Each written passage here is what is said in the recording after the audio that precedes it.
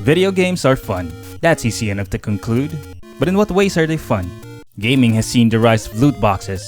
However superficial the stuff they might contain, it feels good to be rewarded. And that right there is one piece of the puzzle. Video games have rewards, and so they're rewarding to play. But what about games without loot? What's their hook?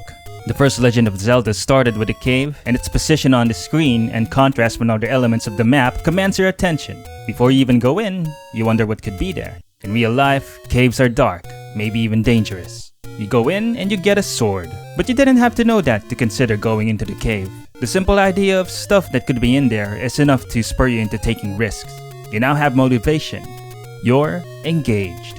So which is more fun, being rewarded or being engaged?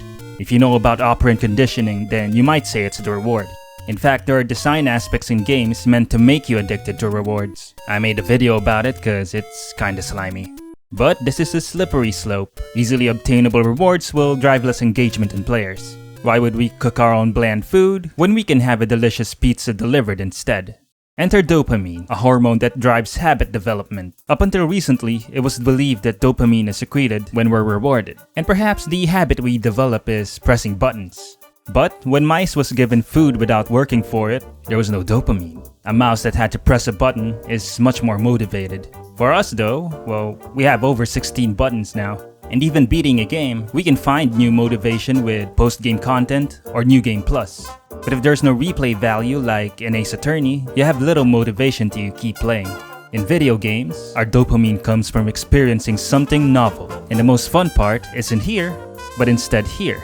It's that eureka moment, like connecting the dots in Zero Escape's plot, or figuring out how to navigate around Valstrax's meteor dive. Moments like this are pure bliss in video games. Perhaps your engagement with the game was so intense that you didn't want the game to end.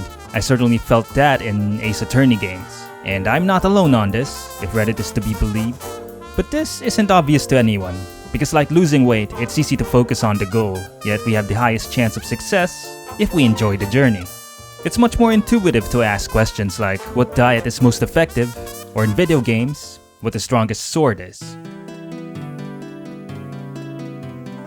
Okay, so guides are incredible. They give you a better understanding of the game, be more efficient at leveling, lessening the chances of failure at bosses. All these things, if you were to figure out by yourself, will take time. And ultimately, that's what guides do. They save time. But it comes at a cost. Guides spoil the novelty of video games. It's no longer solely your experience, but the guide makers as well. We can liken this to a friend telling you the whole story of John Wick. You don't have to spend 90 minutes to watch the movie, but the thrill is dampened by your prior knowledge. In the real world, using guides makes sense, because there are a lot more consequences. If you went mad in a store, you'll probably be arrested, and would have to pay for everything you break. In video games though, the only consequence is time. And once you've used the guide and realize how useful they are, your chances of using one in the future is higher. It's the path of least resistance. And isn't it strange? We make time for games, yet we tend to shorten our experience with them. So to everyone, I'd like to pitch this idea.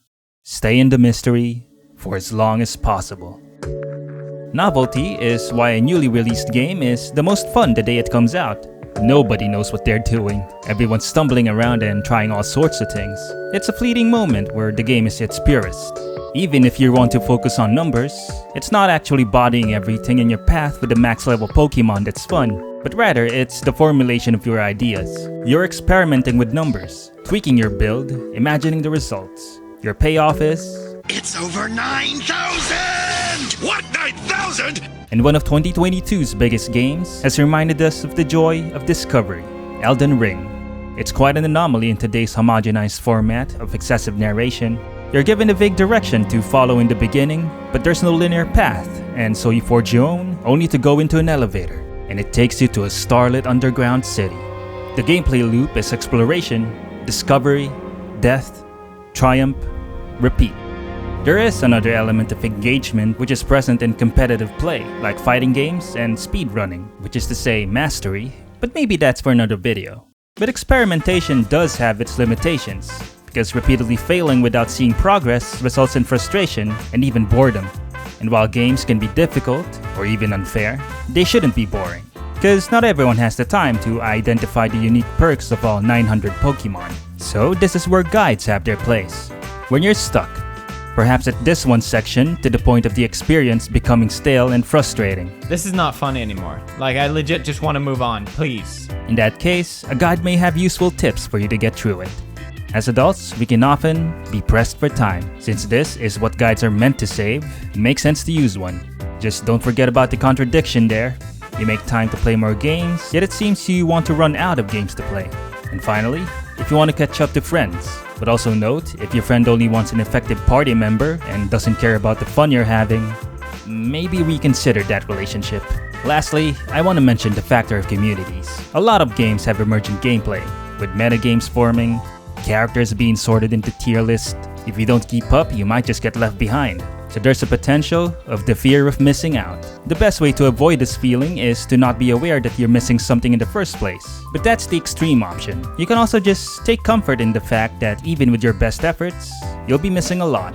There's just too many games, too many tournaments, too little time. I want to conclude with this.